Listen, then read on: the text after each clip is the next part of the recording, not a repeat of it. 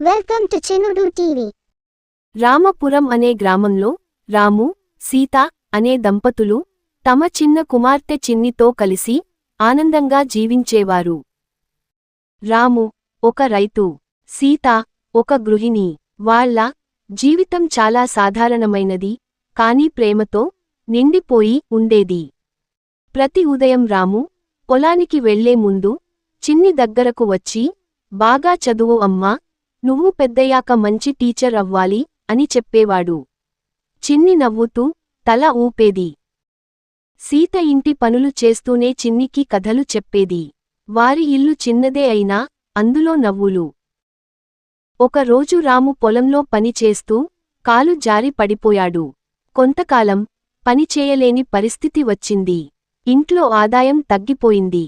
మన నాన్న త్వరగా బాగుపడతారు అమ్మా అని ఆమె చెప్పిన మాటలు సీతకు కొత్త ఆశ ఇచ్చాయి. సీత ఆందోళనపడినా ధైర్యం కోల్పోలేదు. ఆమె ఇంట్లో చేసిన పప్పులు, పిండి వంటలు గ్రామంలో అమ్మడం ప్రారంభించింది. చిన్ని కూడా తన తల్లికి సహాయం చేసేది. కొన్ని నెలల తర్వాత రాము పూర్తిగా కోలుకున్నాడు. గ్రామంలో అందరూ సీత కష్టాన్ని మెచ్చుకున్నారు.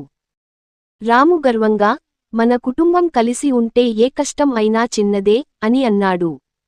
ఆ రోజు సాయంత్రం ముగ్గురూ ఇంటి ముందున్న చెట్టు కింద కూర్చొని నవ్వుతూ మాట్లాడుకున్నారు. పెద్ద సంపద లేకపోయినా వారి దగ్గర ఉన్న ప్రేమే వారి నిజమైన సంపద అని వారికి అర్థమైంది.